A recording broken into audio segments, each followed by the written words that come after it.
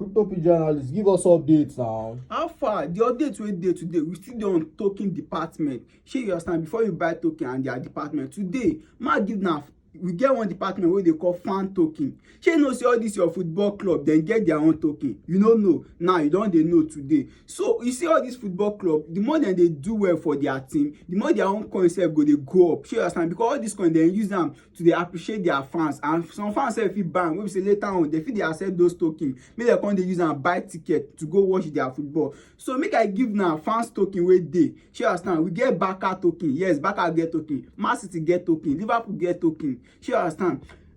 Madrid get token.